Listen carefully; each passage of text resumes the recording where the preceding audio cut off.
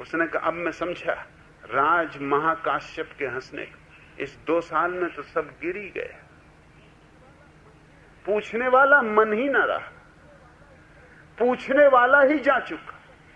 ये 2 साल का सन्नाटा यूं जैसे कि बाढ़ आई और सब कूड़ा करकट बहा ले गई।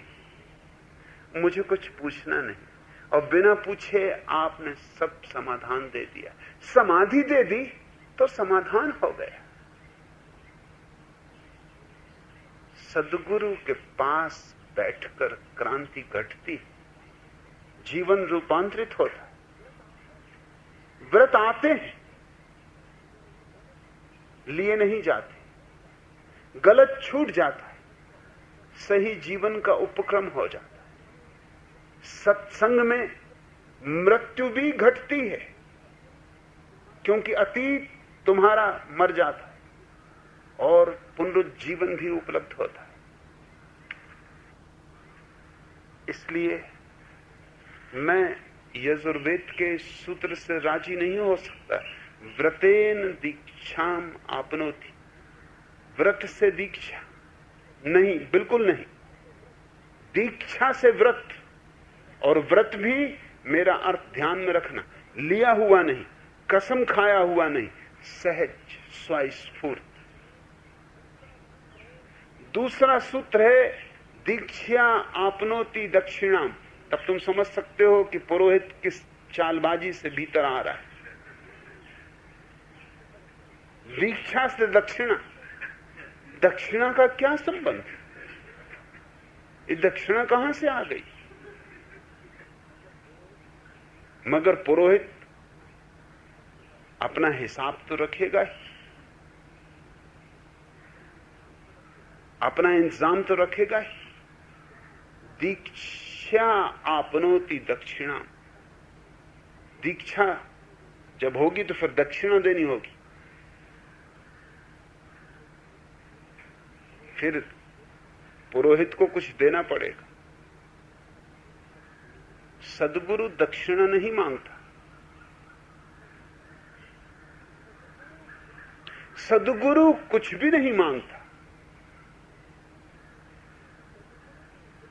सद्गुरु तो इतना ही कहता है तुम चुप हो जाओ, मौन हो जाओ।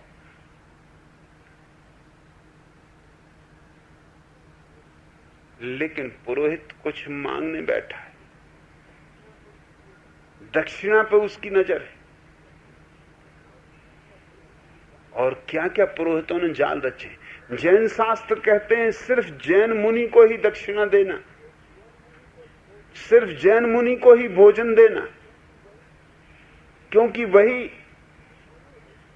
सुगुरु है, बाकी सब कुगुरु है।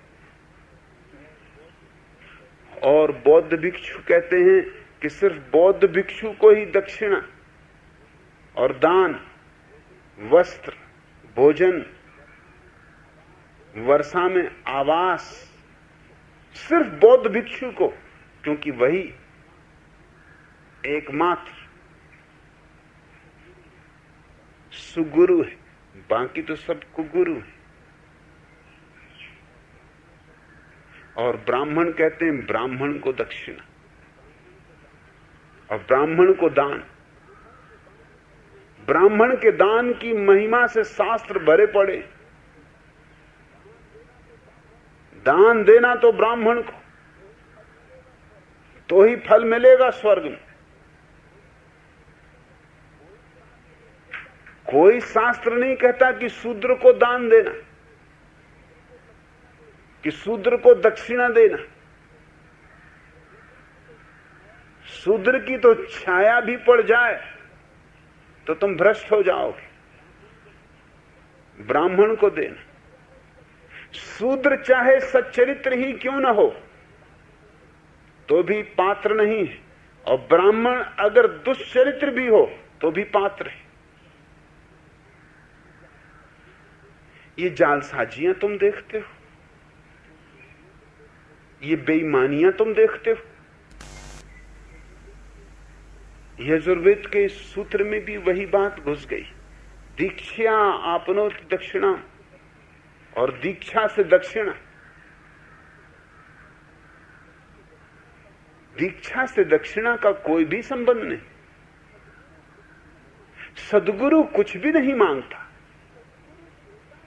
सद्गुरु देता है। मांगेगा क्या? तुम्हारे पास है क्या जो तुम सद्गुरु को दे सकते हो? काश तुम्हारे पास कुछ होता। तुम्हारे पास कुछ भी तो नहीं, तुम एकदम खाली हो, तुम भिखारी हो। तुम क्या दोगे? सद्गुरु देता है।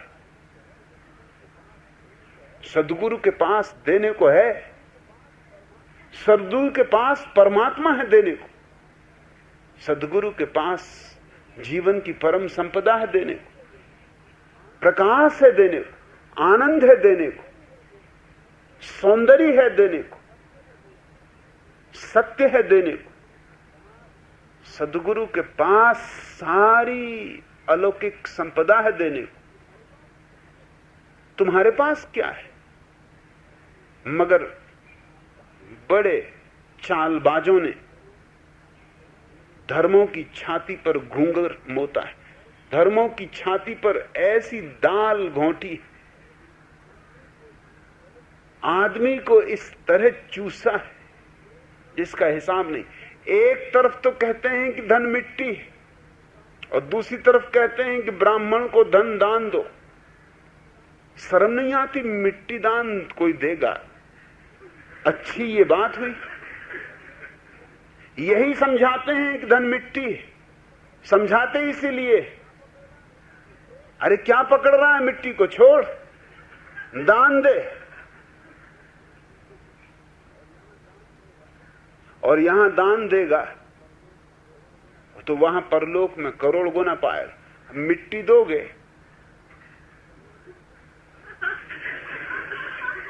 तो करोड़ गुनी मिट्टी पाओगे, कब्र बन जाएगी। करोड़ गुनी मिट्टी जब ऊपर गिरेगी परलोक में तो कहां खो जाओगे पता नहीं चलेगा। भूल के दान मत देना, दक्षिणा मत देना।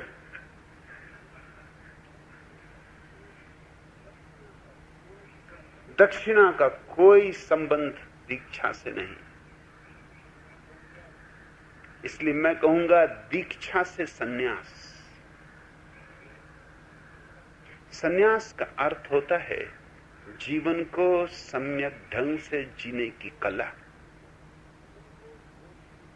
जीवन को बोधपूर्वक जीना, अंधे की तरह नहीं, आंख वाले की तरह जीना, भीतर के दिए को जला के जीना। बोध से दीक्षा, दीक्षा से सन्यास, सन्यास में सब व्रत आ गए। सम्यक जीवन में सब कुछ आ गया। लेकिन सन्यास के नाम से कुछ अजीब ही बात चलती रही। एक मित्र यहां भूल चूक से आ गए हैं।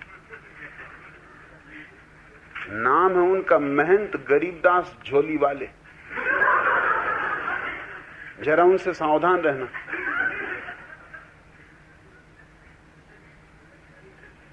क्योंकि झोली लिए हुए और गरीबदास दक्षिणा लेकर रहेंगे। उन्होंने पूछा है सन्यास की पवित्रता सदियों से इस महान देश भारत में सुरक्षित रही, पर न जाने क्यों आप और आपके सन्यासी सन्यास की पवित्रता को नष्ट करने में लगे। इससे आप लोगों को क्या मिल जाएगा? क्या इस पवित्र सन्यास का कुछ भी योगदान नहीं रहा? ऐसा आप लोग सोचते हैं? स्पष्ट करने का आपसे अनुरोध। सन्यास के नाम से जो धोखा और पाखंड इस देश में चला है, पवित्रता से उसका कोई भी संबंध नहीं, पाखंड से संबंध है। सन्यास के नाम से सिखाया क्या है सदियों से तुमने? यही सिखाया है कि जीवन को छोड़ के भागो। भगोड़ापन सिखाया है, पलायनवाद सिखाया है। युद्ध से कोई भाग जाता है तो हम उसको कायर कहते हैं, और जीवन के युद्ध से जो भाग जाता है उसको तुम महात्मा कहते। शर्म भी नहीं आती महात्मा कहते।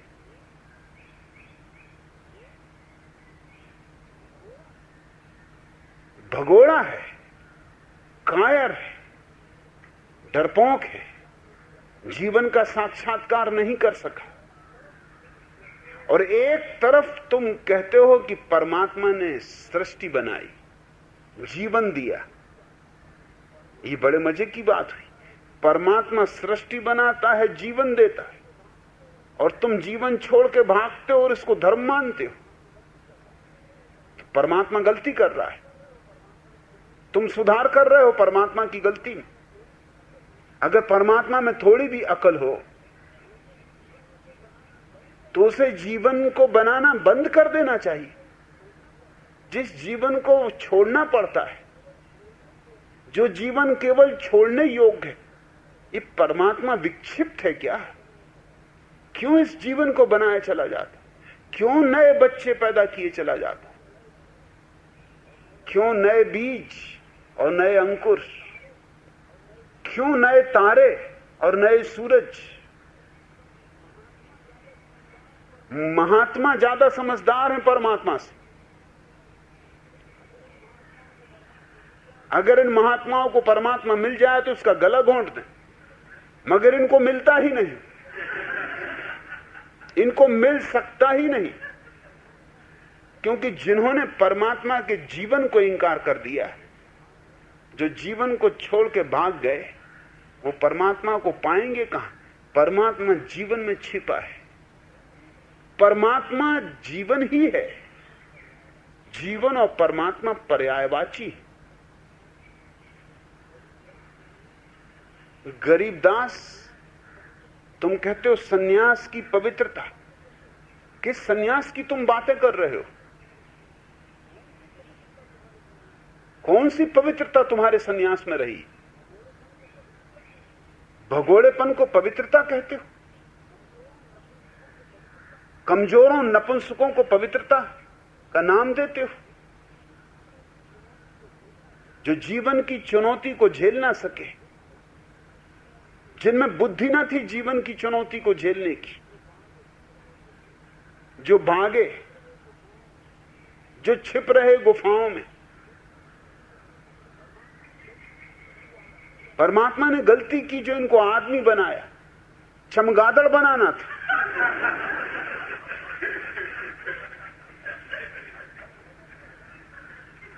इनको पैदा ही क्यों किया? ये परमात्मा की भूल को सुधार करने में लगे। और जो आदमी भागता है वो सिर्फ अपने भय को जाहिर कर रहा है। वो जानता है कि अगर जीवन में मैं रहा तो मैं अपने पर काबू न रख सकूंगा।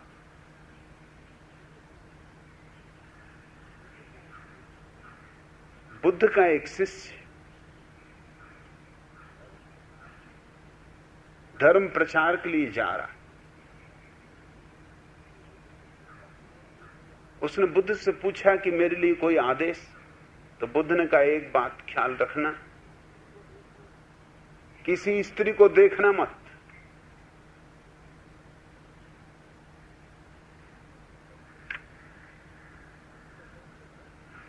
किस बात का डर है?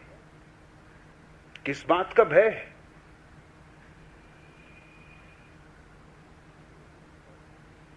इस आदमी के भीतर अभी स्त्री के प्रति बहुत वासना भरी होगी, और ये धर्म प्रचार को चला। अभी वासना तो मिटी नहीं, अभी काम तो मिटा नहीं, तो राम से पहचान कैसी होगी? राम नाम जान्यो नहीं।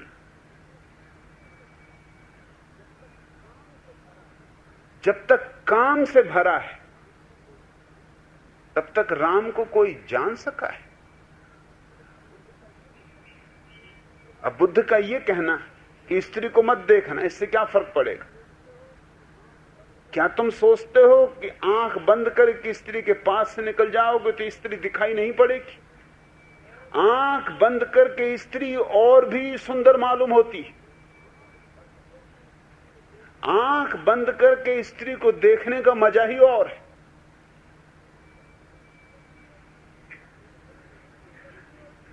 स्त्री इतनी सुंदर नहीं होती खुली आंख से अगर देखो, और अगर पूरे बोधपूर्वक आंख से देखो तो स्त्री में कुछ भी नहीं बच रहता। और जरा एक्सरे अगर तुम्हारी आंख में हो, जो कि ध्यानी की आंख में होता ही, तो हड्डी मांस मज्जा मवाद मलमूत्र सब दिखाई पड़ने लगता है। जरा गहरी पैनी आंख होनी चाहिए।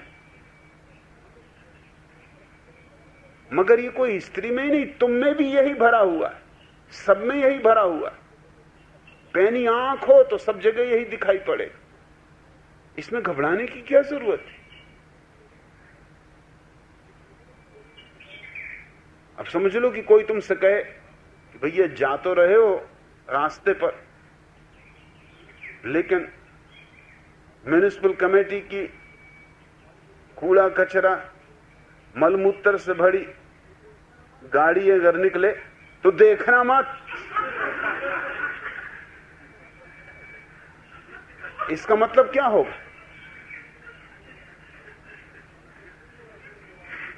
इसका मतलब यही होगा कि तुम मुरारजी देसाई हो। अगर मलमूत्र दिखाई पड़ा तो फिर तुम अपने पर काबू न रख सकोगे।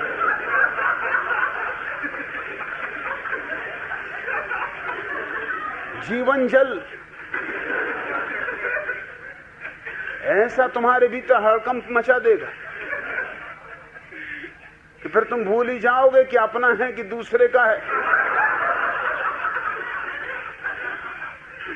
अरे क्या भेदभाव, अद्वैत भाव रखना चाहिए। ऐसी प्यास जगेगी कि फिर तुमसे न रहा जाए। ये बुद्ध का कहना, स्त्री को मत देखना, पलायनवाद का सूत्र है। और अगर ये बात सच थी कि ये आदमी स्त्री को देख के डमाडोल होने वाला है, तो इसको धर्म प्रचार के लिए किस लिए भेज रहे हो? ये क्या खाक धर्म प्रचार करेगा? ये अधर्म प्रचार करेगा?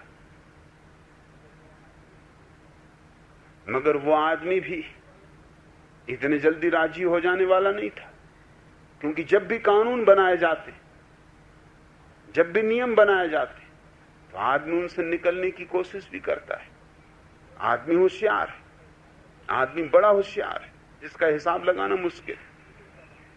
और जब तुम किसी चीज को दबाते हो तो वो दबी हुई चीज कहीं से निकलने की कोशिश करती। उसने पूछा, उस भिक्षु ने पूछा कि भंते आप ठीक कहते,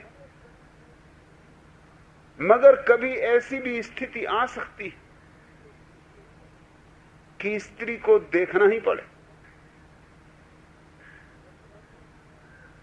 ऐसी दुर्घटना घट सकती है। सच तो यह है कि स्त्री को मत देखना, ये तुम तय ही कैसे करोगे जब तक स्त्री को देखोगे नहीं? इस सीधी सी बात है कि स्त्री है कि पुरुष है, पहले तो देखना ही पड़ेगा।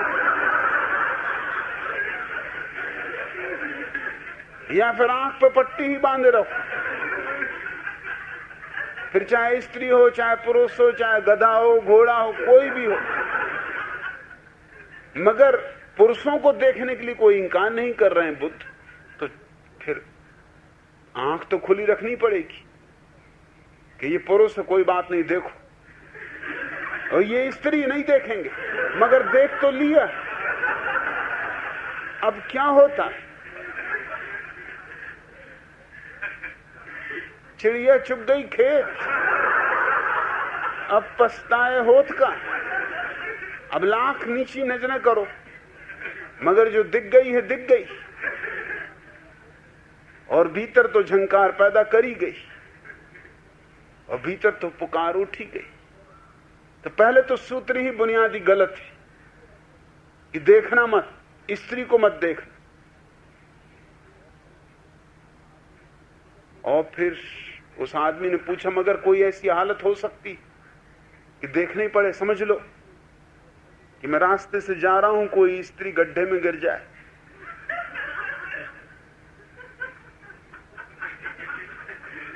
तो इतना तो मुझे करना ही चाहिए कि 4 आदमियों को पुकार दूं कि भाई ये स्त्री गिर गई, इसको निकालो। बुद्ध ने कहा ऐसी विशेष अवस्थाओं में देखने में कोई हर्ज नहीं। अब ये विशेष अवस्थाएं कौन तय करेगा? ये तो ये आदमी ही तय करेगा कि कौन सी विशेष अवस्था है। तो बुद्ध ने कहा अगर देखना भी पड़े तो कोई बात नहीं, देख लेना, मगर छूना मत।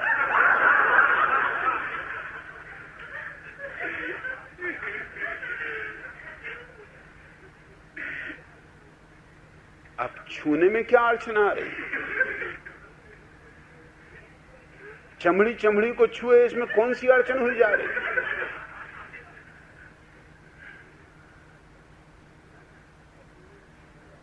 छूना मत। अभी उन्होंने दूसरा दरवाजा बंद करने की कोशिश की कि चलो देख ली कोई बात नहीं, मगर छूना मत, क्योंकि देख ली तो फिर छूने की इच्छा पैदा हो। और भारतीयों में बहुत छूने की इच्छा पैदा हो।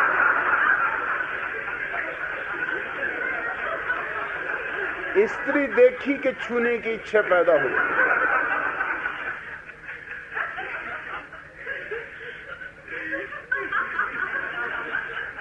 फिर कोई न कोई मौका दे के धक्का मार देंगे। हालांकि इस ढंग से मारेंगे कि धक्का धार्मिक मालूम पड़े।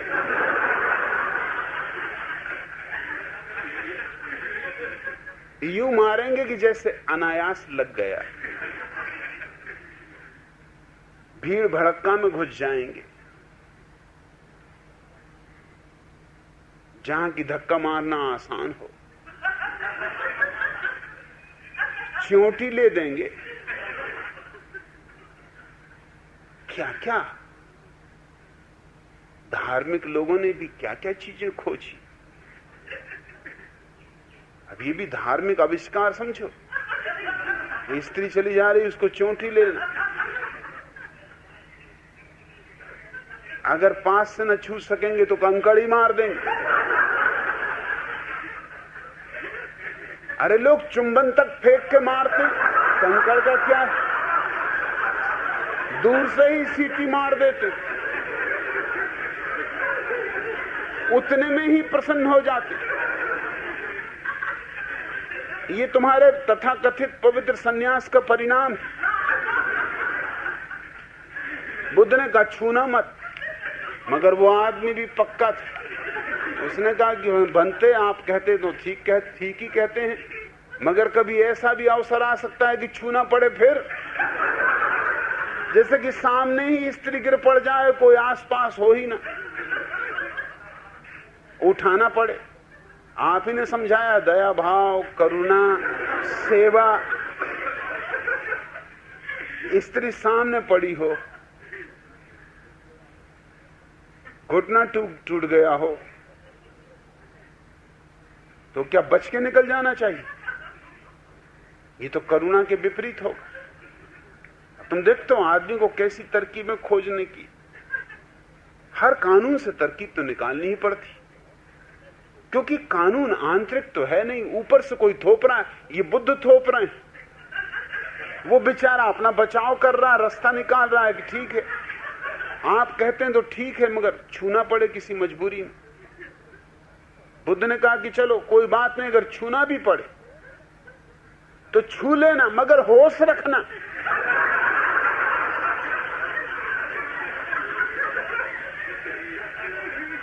उस आदमी ने कहा ये बात बिल्कुल ठीक, क्योंकि होश की तो कोई बाहर से पहचान हो नहीं सकती। इसमें से उसने फिर और सवाल नहीं उठाया। ये जरा सोचने की बात। उसने ये नहीं कहा कि ऐसा भी हो सकता है कि कभी होश खो जाए। अब क्या चिंता है, अब अदृश्य मामला हो गया। अब जी भर के छुओ, च्योंटी लो। रही होश की बात से, वो भीतरी बात है, उसका किसी और से क्या लेना देना। होश पूर्वक चूंटी लो, होश पूर्वक धक्का मारो, होश पूर्वक घूर घूर कर देखो। फिर उसने सवाल नहीं उठाया। उसने कहा बनते अब मैं जाता हूं। तुम जिसको पवित्रता कहते हो, इसमें क्या पवित्रता है? पाखंड है।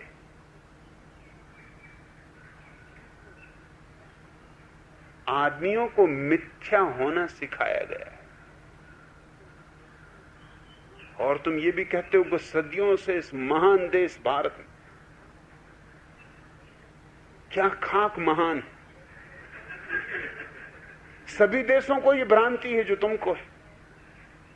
तुम सोचते हो, चीन सोचता है कि तुम महान हो और चीन महान नहीं। चीन महान देश है। तुम सोचते हो कि कोई और दूसरे देश, इंग्लैंड या जर्मनी या जापान सोचते हैं कि तुम महान हो और वो महान नहीं। हर देश को ये भ्रांति है, ये मूढ़ता, ये अहंकार सभी देशों को है। ये कोई नई तो बात नहीं। ये हर जाति को अहंकार है, हर राष्ट्र को अहंकार है, हर समाज को, हर सभ्यता को, हर संस्कृति को।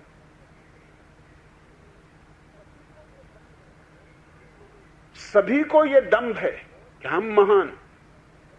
जरा गौर से देखो, जब हम कहते हैं हम महान, तो वस्तुतः तुम क्या कह रहे हो? तुम ये कह रहे हो कि मैं जिस देश में पैदा हुआ हूं, गरीबदास झोली वाले जहां पैदा हुए, वो देश महान होना ही चाहिए। अरे नहीं तो वो और कहीं पैदा ना होते। जॉर्ज बर्नार्ड शॉ कहा करता था कि मैं इस सिद्धांत को नहीं मानता कि पृथ्वी सूरज के चक्कर लगाती। मैं गैलीलियो से राजी नहीं, कोपरनिकस से राजी नहीं। मैं तो बाइबल के सिद्धांत से राजी हूं कि सूरज पृथ्वी का चक्कर लगाता। लोगों ने कहा कि आप हद कर रहे हैं, अब तो ये सिद्ध हो चुका है। अब तो खुद पोप भी हिम्मत नहीं कर सकता कहने की है कि सूरज पृथ्वी का चक्कर लगाता है। अब तो ये सब तरह से प्रमाणित हो चुका है कि पृथ्वी चक्कर लगाती। बर्नार्ड शॉ ने कहा कि मुझे प्रमाण से क्या लेना देना। सवाल यह है कि मैं पृथ्वी पर पैदा हुआ हूं, मेरी पृथ्वी सूरज का चक्कर नहीं लगा सकती। सूरज को ही पृथ्वी का चक्कर लगाना हो। बर्नार्ड शॉ जहां पैदा हुआ है, ये वो मजाक कर रहा है। वो मजाक कर रहा है गरीबदास झोली वाले से।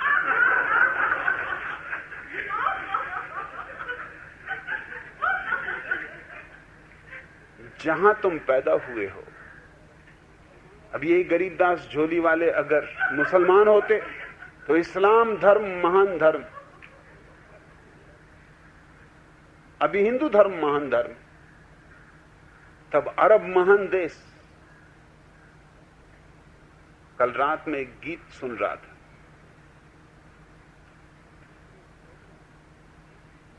गीत में एक कड़ी आती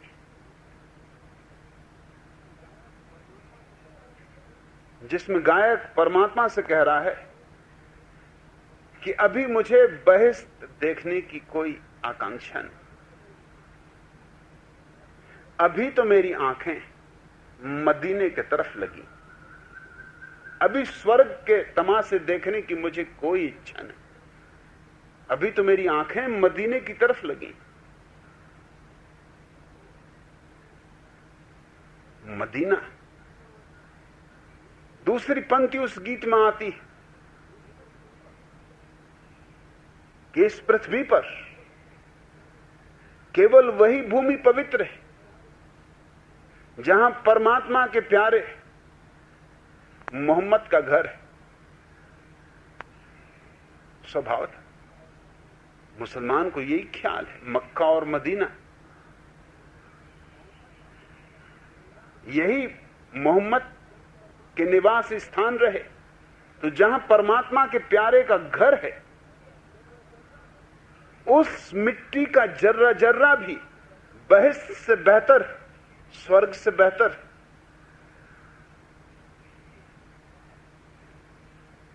ये अहंकार, अब समय आ गया कि हम समझें पृथ्वी एक है। ये भारत महान देश, जहां देवता पैदा होने को तरसते हैं। ये मक्का मदीना जहां परमात्मा के प्यारे का घर है। और ये जेरूसलम जहां जीसस चले उठे बैठे शिक्षा दी। ये बोध गया जहां बुद्ध को ज्ञान उपलब्ध हुआ। और ये काशी त्रिलोक से न्यारी है, भी निराली। ऐसी गंदी कोई जगह खोजना मुश्किल।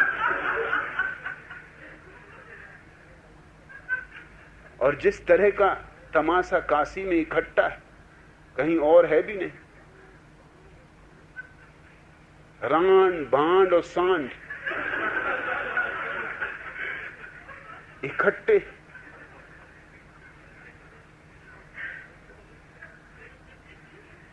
और तो वहां क्या है त्रिलोक से न्यारी। सड़कों से गुजरना मुश्किल। सांड विश्राम करते हुए 20 सड़कों। एक तो सड़कें काशी की कोई सड़कें नहीं, गलियों से गई भी थी। और फिर सांड विराजमान। सांड यानी नंदी बाबा। उनको हटा भी नहीं सकते, हटाओ झगड़ा हो जाए। गौ माता विराजमान है बीच रास्ते पर। मैं तो एक बार काशी गया और मैंने कहा अब दोबारा नहीं आना। ये क्या बेहूदगी। गौ माता बैठी, हार्न बजाते रहो, वो हटी नहीं रही। और काशी की गौएं वो कोई साधारण गौएं।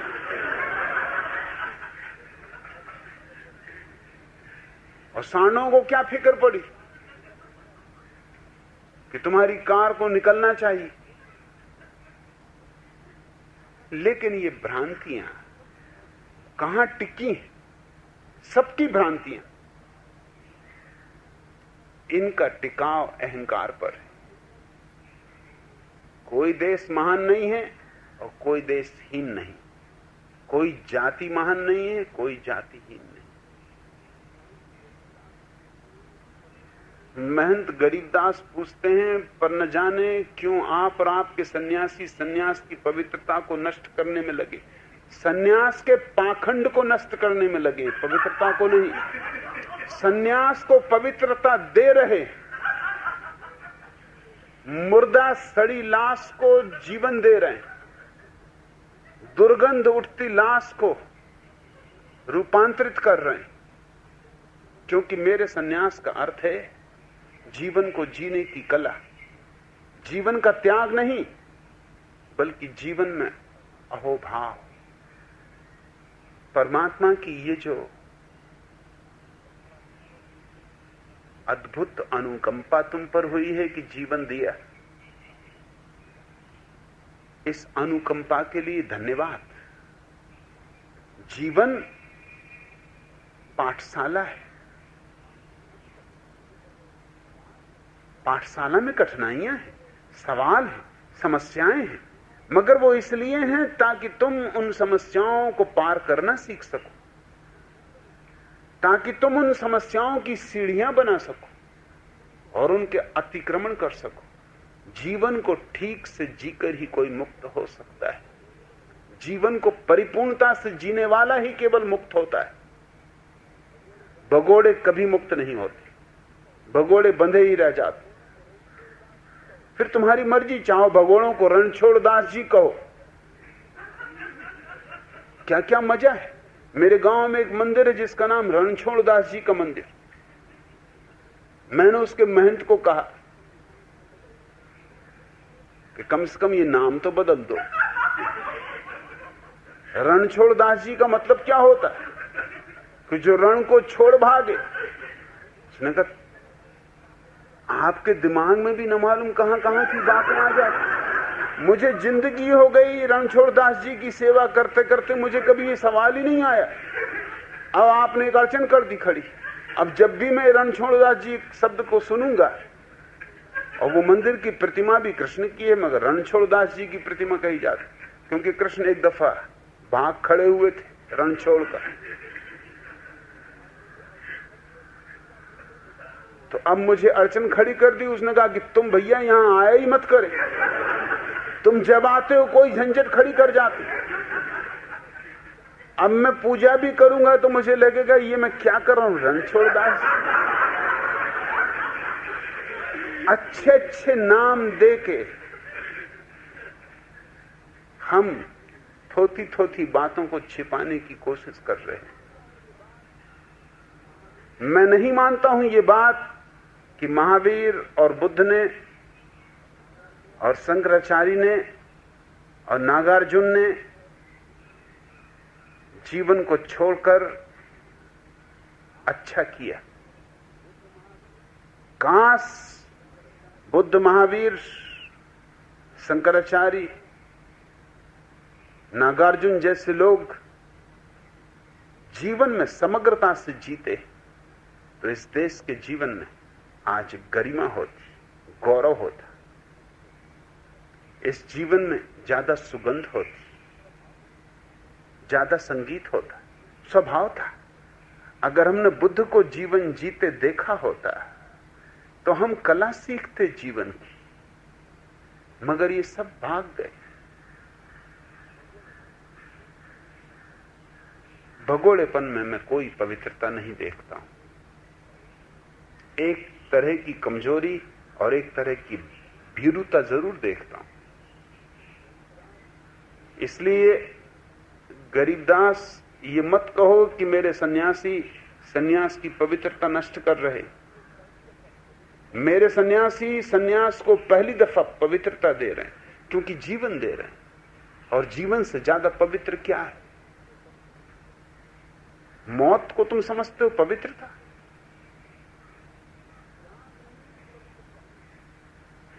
त्याग नहीं है पवित्रता।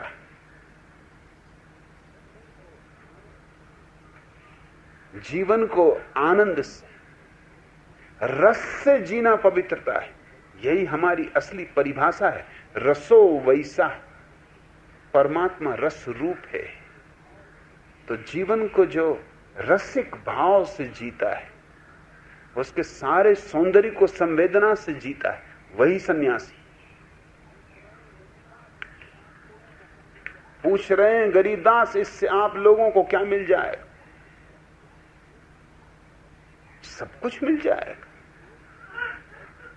परमात्मा, सत्य, आनंद, मोक्ष।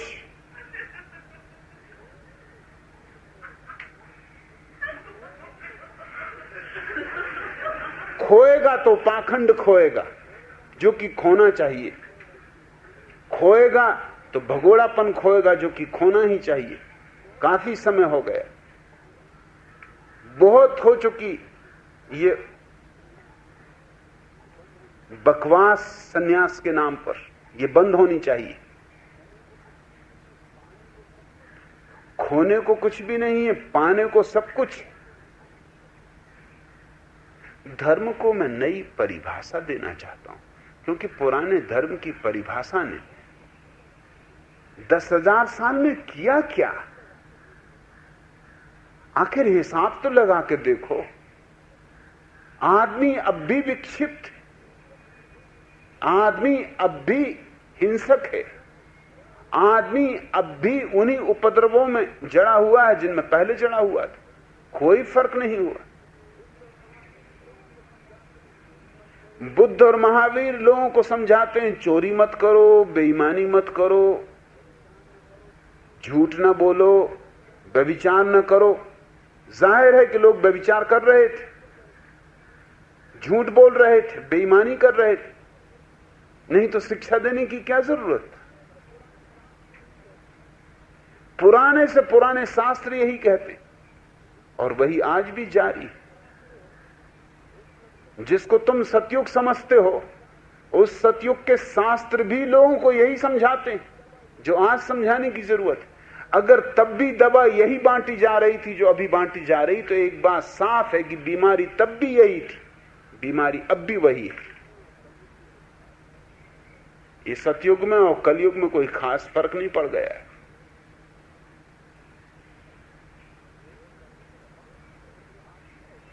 कुछ करने का वक्त आ गया, काफी हो गया। प्रयोग तुमने करके देख लिया तुम्हारे सन्यास का, मेरे सन्यास का प्रयोग भी होने दो। मेरे सन्यास से इतनी घबराहट क्यों पैदा हो रही? अगर तुम सत्य हो तो तुम जीतोगे। इतनी घबराहट क्या है? इतनी बेचैनी क्या है?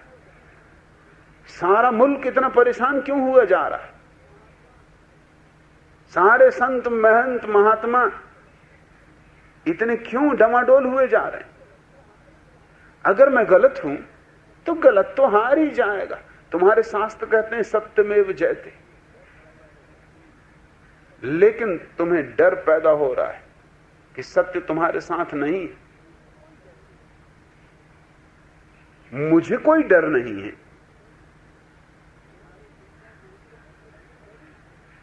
तुम्हारे संतों महंतों की तो भीड़ बड़ी है, पुरानी परंपरा का सहारा है, शास्त्रों का सहारा है। मेरे सन्यासी तो नए हैं, अभी अभी खिले हुए फूल जैसे हैं, कोमल। भय होना चाहिए मुझे, उनकी तो कोई सुरक्षा नहीं, लेकिन मुझे कोई भय नहीं, क्योंकि मैं मानता हूं कि सत्य को भय का कोई कारण नहीं। असत्य हारने ही वाला है। और तुम अंततः पूछते हो क्या इस पवित्र सन्यास का कुछ भी योगदान नहीं रहा? ऐसा आप लोग समझते हैं? नहीं, योगदान तो बहुत रहा। नहीं तो इस देश की इतनी दरिद्रता, भुखमरी, गुलामी, मूढ़ता, अंधविश्वास, ये कहां से आते? योगदान तो बड़ा रहा, गजब का रहा। क्या क्या नहीं दिया तुम्हारे सन्यास ने, तुम्हारे धर्म ने।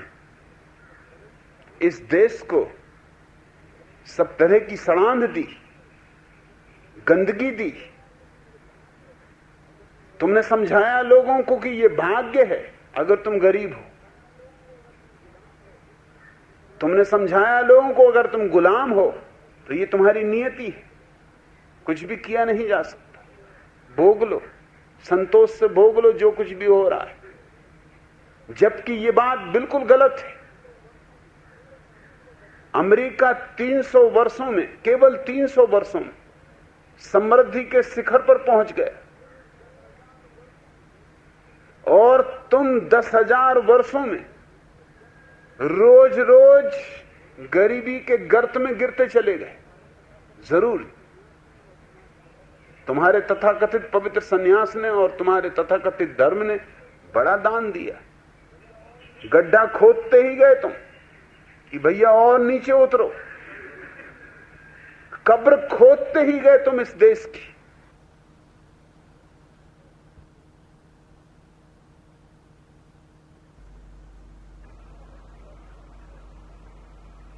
आदमियों को तुम गड़ाते ही गए। 10,000 साल में भारत विज्ञान के शिखरों को छू सकता था। हम पहले आदमी हो सकते थे जो चांद पर पहुंचते।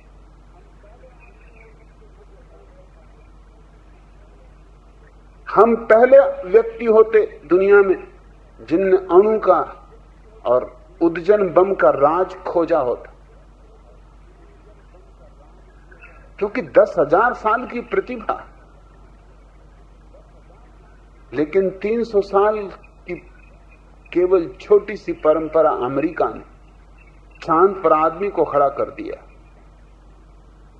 समृद्धि के शिखर छू लिए, और फिर भी तुम पूछते हो कि तुम्हारा योगदान नहीं रहा। जरूर रहा। विज्ञान को तुमने पैदा नहीं होने दिया, क्योंकि जब संसार माया है तो विज्ञान खड़ा कैसे हो सकता है? कोई संसार में यथार्थ ही नहीं है, सब झूठ ही झूठ है। तो विज्ञान का प्रयोजन ही क्या है? विज्ञान तभी खड़ा हो सकता है जब संसार सत्य हो। लेकिन तुम्हारे शंकराचार्य समझाते ब्रह्म सत्य जगन मिथ्या। ब्रह्म सत्य है और जगत मिथ्या है। ये आधारशिलाएं बन गई अवैज्ञानिकता की। अब जब मिथ्या ही है तो इसमें खोजना क्या है? जब है ही नहीं, मृग मरीचिका है, तो खोज के भी क्या पाओगे? संसार सत्य है, ब्रह्म भी सत्य है, ये मेरी उद्घोषणा है। और संसार और ब्रह्म पृथक नहीं, एक ही सिक्के के दो पहलू। ब्रह्म संसार की ही गहराई है, ब्रह्म संसार की ही अंतरात्मा है। जैसे तुम्हारी देह में आत्मा छिपी है, ऐसे ही इस विराट विश्व के अंतरतम में ब्रह्म छिपा है। ये विराट ब्रह्म उसका ही विस्तार है। ये ब्रह्मांड ब्रह्म का ही विस्तार है। कौन है जिम्मेवार इस देश में विज्ञान की हत्या के लिए? शंकराचार्य जैसे लोग जिम्मेवार। ये सब अदालत में खड़े किए जाने वाले लोग हैं, जिनको अदालत के सामने जवाब देना चाहिए। बहुत हो चुकी पूजा। अगर हमें इस देश को रूपांतरित करना हो तो हमें सारे आधार बदलने होंगे। जितने भी प्रतिभाशाली लोग इस देश में पैदा हुए, उन सारे प्रतिभाशाली लोगों को हमने भगोड़ापन सिखाया, तो प्रतिभा तो भाग गई, प्रतिभा तो जंगलों में चली गई, प्रतिभा तो बांझ रह गई, और बुद्धुओं के हाथ में देश पड़ गया। बुद्ध जंगल चले गए, महावीर जंगल चले गए, शंकराचार्य भाग गए। माया है तो भागना ही पड़ेगा, करना क्या माया में रहते। यही प्रतिभा थे, ये नवनीत थे। इनकी ही प्रतिभा से आइंस्टीन और रदरफोर्ड और एडिसन और न्यूटन पैदा हो सकते थे, लेकिन ये नहीं हो सका। और जब तुम गरीबी में सड़ते हो और भुखमरी में दबे हो, तब भी होश नहीं आ रहा, तब भी वही बकवास जारी। गरीबों को वही अफीम पिलाए जा रहे हो कि तुम्हारा भाग्य। झेल लो, शांति से झेल लो, संतोष से झेल लो। ये मनुष्य को दीन बनाने की प्रक्रिया है। नहीं, ये मैं नहीं कहता गरीबदास की योगदान नहीं रहा, तुम्हारे तथाकथित पवित्र सन्यास का बड़ा योगदान रहा।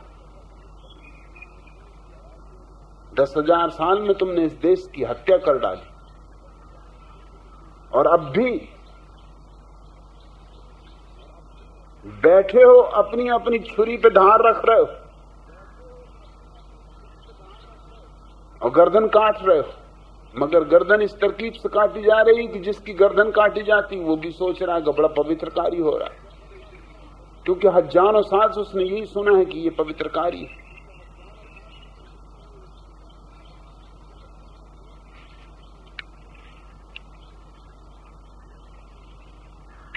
बोध से दीक्षा, आनंद किरण, दीक्षा से सन्यास। सन्यास का अर्थ है जीवन जीने की कला, समग्रता में, पूर्णता में। संन्यास से श्रद्धा नहीं। यजुर्वेद के सूत्र के अनुसार वह सूत्र तो बड़ा चालबाजी का है, किसी बेईमान ने गढ़ा होगा। दक्षिणा श्रद्धाम आपनोति, दक्षिणा से श्रद्धा पैदा होती। क्या गजब की बात है। दक्षिणा से अश्रद्धा भला पैदा हो जाए, श्रद्धा पैदा नहीं हो सकती। लेकिन लोगों को समझाना पड़ेगा कि दक्षिणा से श्रद्धा पैदा होगी, तभी तो लोग देंगे, तभी तो दान करेंगे। नहीं तो ब्राह्मण को देगा कौन, पुरोहित को देगा कौन? उसको लोभ देना पड़ेगा कि देख, अगर तूने दक्षिणा दी तो श्रद्धा पैदा होगी, और फिर श्रद्धा से सत्य मिलता है। अगर सत्य पाना हो तो दक्षिणा तो बिल्कुल जरूरी है। दक्षिणा इसका केंद्र है इस पूरे सूत्र का, क्योंकि दक्षिणा से श्रद्धा, लाख उपाय करो, दक्षिणा से श्रद्धा को जोड़ ना सकोगे। श्रद्धा संन्यास से पैदा होती। संन्यास का अर्थ है जियो, कलात्मक ढंग से जियो, ताकि जीवन तुम्हारा आनंद बन जाए, ताकि जीवन तुम्हारा उल्लास बन जाए। और जब तुम्हारा जीवन आनंद होगा, उल्लास होगा, तो श्रद्धा पैदा होगी कि निश्चित ही परमात्मा है। उत्सव और आनंद के अतिरिक्त कोई और प्रमाण नहीं है परमात्मा का। जब तुम्हारे भीतर रसधार बहेगी, तभी तुम राजी हो सकोगे। रसो वैसा, तुम्हारे तथाकथित साधु संत सूखे साखे, न कोई रस, न कोई काव्य, न कोई संगीत, न कोई उल्लास, न कोई आनंद।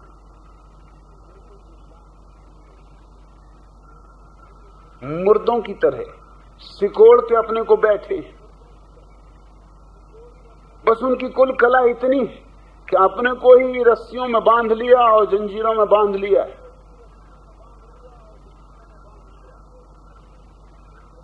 अपनी आंखें फोड़ ली कि कहीं स्त्री न दिखाई पड़ जाए, कान फोड़ लिए कि कहीं संगीत न सुनाई पड़ जाए, हाथ काट लिए कि कहीं किसी स्त्री को छूने की इच्छा पैदा न हो जाए।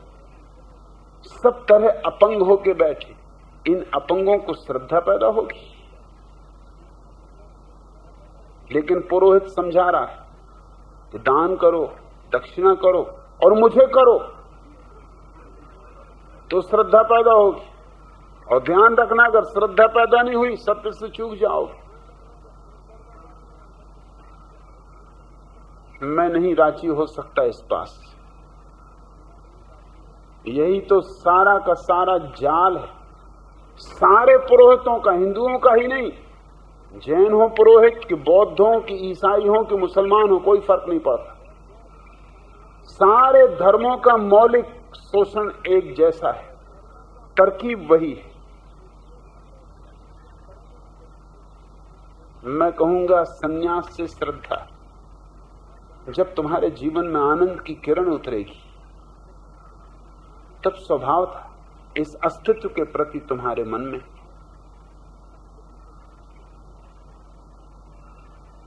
कृतज्ञता का बोध पैदा होगा। तुम अनुग्रह अनुभव करोगे कि मेरी कोई पात्रता न थी और मुझे इतना अपूर्व जीवन मिला। मैंने कुछ कमाया न था, फिर भी अस्तित्व ने मुझे कितना दिया। मेरी कोई पात्रता न थी, फिर भी मुझ पर स्वर्ण की वर्षा हुई, हीरे जवाहरात गिरे।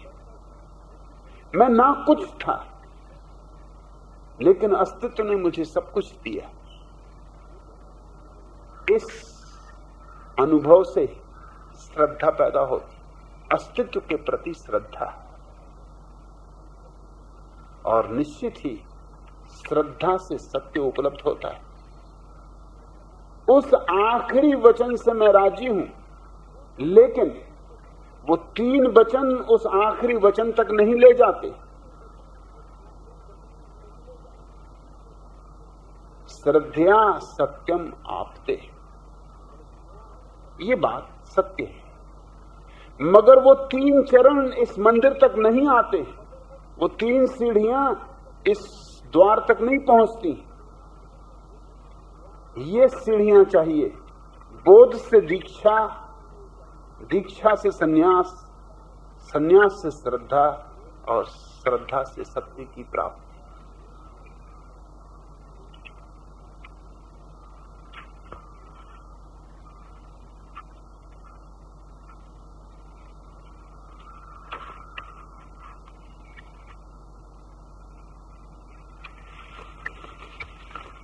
दूसरा प्रश्न, भगवान, हमारे सामने ही आपने बुद्ध, महावीर और कृष्ण की प्रतिमाओं में मनोहारी रंग भरे थे। उनके प्रति अहोभाव से हमें भर दिया था और अभी अभी आप उन्हीं प्रतिमाओं का बड़ी बेरहमी से खंडन कर रहे। मूर्तियां बनाने एवं तोड़ने के दोनों कृत्य आप क्यों कर रहे हो? क्या इन मूर्तियों द्वारा अमूर्त की यात्रा अब असंभव हो गई है, या कि आप हमें अपने आप के प्रति लौटने पर मजबूर कर रहे हो? आनंद वितराग, यह सत्य है कि मैंने बुद्ध, महावीर और कृष्ण की प्रतिमाओं में मनोहारी रंग भरे थे, इस आशा में कि तुम्हारे भीतर अहोभाव पैदा होगा। तुम भी कहते हो उनके प्रति अहोभाव से हमें भर दिया था, मगर मेरी आकांक्षा कुछ और थी। मेरी आकांक्षा थी तुम्हें अपनी संभावनाओं के प्रति अहोभाव पैदा होगा।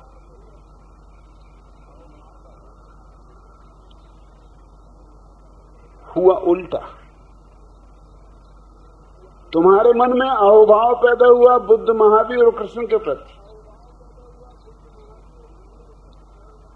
और जब मैंने देखा ये कि मैं कुछ कर रहा हूं, तुम कुछ समझ रहे हो, मैं कुछ कह रहा हूं, तुम कुछ और अर्थ ले रहे हो, तो जरूरी हो गया कि मैं किसी और आयाम से काम शुरू करूं। चाहा था मैंने कि तुम अपनी संभावनाओं के प्रति सजग हो जाओ, क्योंकि चाहा था मैंने तुम्हारे भीतर बुद्धत्व की संभावना है,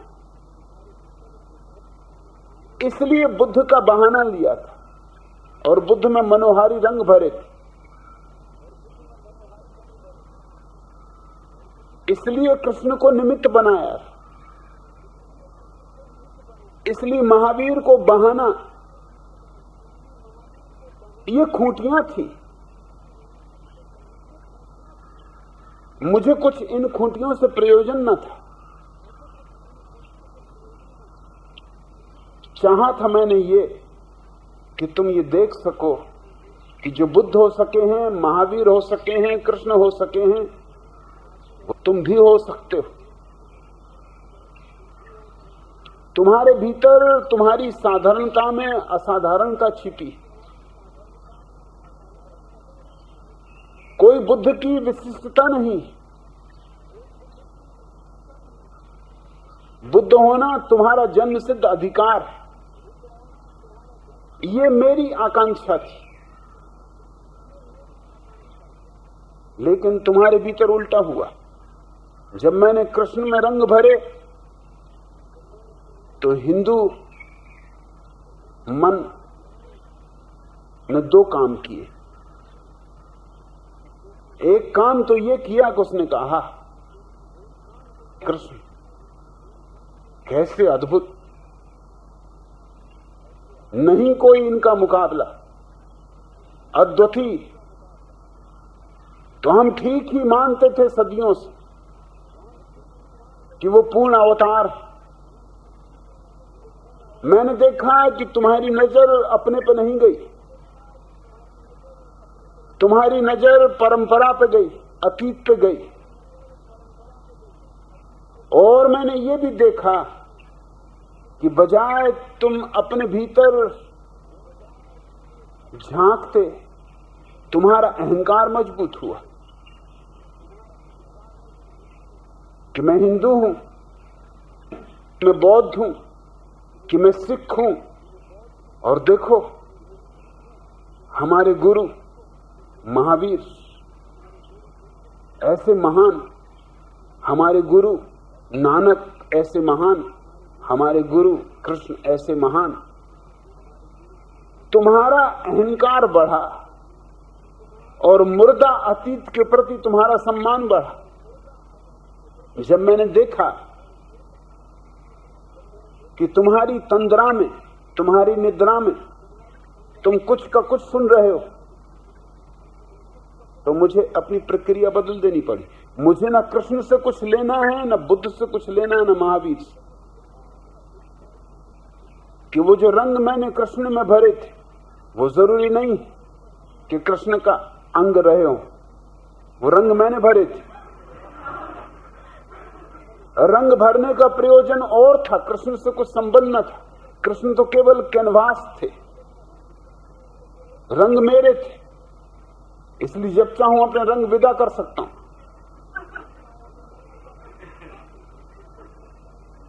वो जो रंग मैंने बुद्ध में भरे थे, मैंने भरे थे, बुद्ध का उससे कुछ लेना देना नहीं। रंग भरने का प्रयोजन था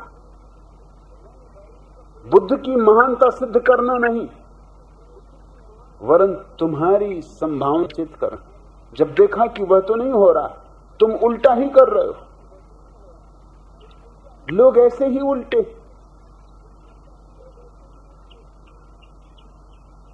अजीब अजीब तरह का आदमी का मन है। मुल्ला नसरुद्दीन घर आया, डॉक्टर के घर से दवा लेकर।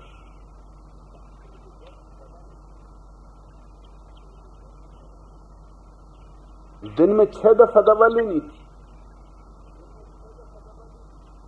सांझ होते होते उसे चक्कर आने लगा। तो मालूम पड़े, दुनिया घूमती हुई मालूम पड़े। वो डॉक्टर के पास गया कि हद हो गई, मेरी बीमारी तो वैसी की वैसी है और एक नई बीमारी मुझ पे आ गई कि दुनिया घूमती मालूम पड़ती, सिर चकरा रहा, खड़ा नहीं हो सका। डॉक्टर ने कहा, ये कभी मैंने सुने नहीं कि इस दवा से इस तरह की कोई संभावना है। मैंने जैसा कहा था उस ढंग से लिया या नहीं? नसरुद्दीन ने कहा कि जिस ढंग से कहा था बिल्कुल अक्षर अक्षर वैसा ही अनुगमन किया है।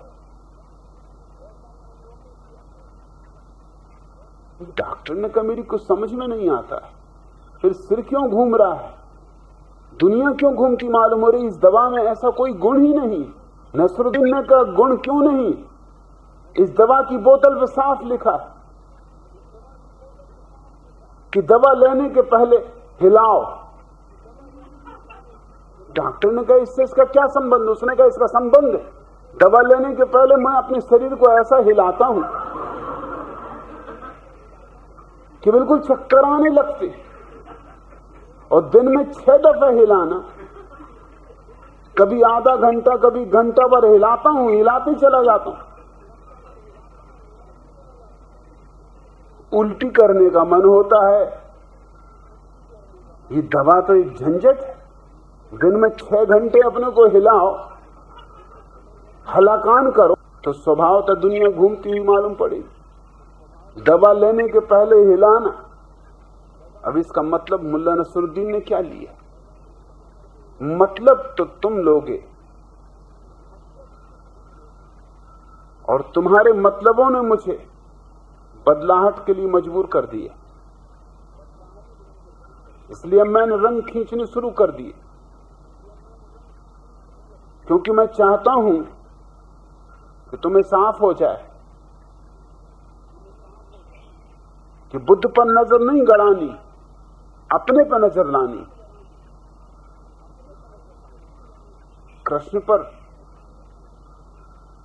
बहुत चढ़ चुके पूजा, और महावीर के चरणों में बहुत सिर झुकाए जा चुके, मगर ये सब मुर्दा अतीत है।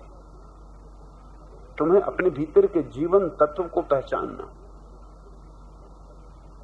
इसलिए जैसे मैंने रंग भरे थे वापस निकालने शुरू कर दिए।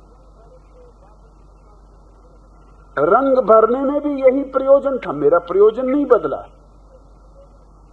मेरा लक्ष्य वही का वही, लेकिन प्रक्रिया बदल गई। रंग भी इसलिए भरे थे कि तुम अपने को देखो, नहीं तुम देख सके तो अब रंग निकाल रहा हूं ताकि कैनवस खाली हो जाए और तुम्हें मजबूरी में अपने को देखना ही पड़े। कुछ और देखने को बचने ही नहीं दूंगा, चढ़े इसका उपाय नहीं छोड़ूंगा, ताकि तुम्हें कोई भी अपने से भाग निकलने का रास्ता न मिले। अपने में ही बैठा देना है तुम्हें। इसलिए मूर्तियां मैंने बनाई और मूर्तियां तोड़ रहा हूं। जिस प्रयोजन से बनाई थी उसी प्रयोजन से तोड़ रहा हूं। निश्चित ही अमूर्त की यात्रा करनी। मूर्तियां यूं थी जैसे अंगुलियां चांद की तरफ इशारा करती, लेकिन जब मैंने देखा तुम अंगुलियां ही पकड़ लिए और कुछ जो बहुत ना समझते थे वो अंगुलियों को, तो मुझे अंगुलियां वापस लेनी पड़ी। चांद दिखाना है, अंगुलियों से कुछ प्रयोजन नहीं। बुद्ध भी अंगुली है, महावीर भी अंगुली है, कृष्ण भी अंगुली है, गीता भी, कुरान भी, बाइबल। मैंने चाहा था कि सब अंगुलियां तुम्हें चांद दिखाने के काम में आ जाएं, लेकिन तुम अंगुलियों को पकड़ते हो। ईसाई प्रसन्न होता है अगर मैं बाइबल के किसी सूत्र का समर्थन कर देता हूं, आह्लादित हो जाता। मैं कुछ इसके ईसाई अहंकार को आह्लादित करने के लिए यहां नहीं बैठा हूं। मैंने देखा इसका ईसाई अहंकार आह्लादित हो रहा है, तो मैं जीसस पे चोट करूंगा, क्योंकि उसके सिवाय इसका गुब्बारा फूटेगा नहीं।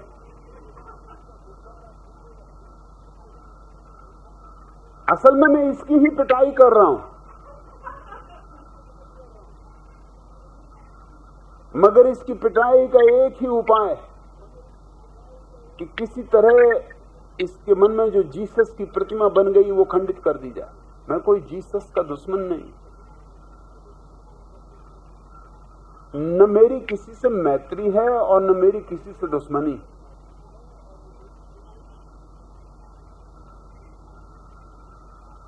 जागो, जिस बात भी होगा तुम्हें जगाऊंगा।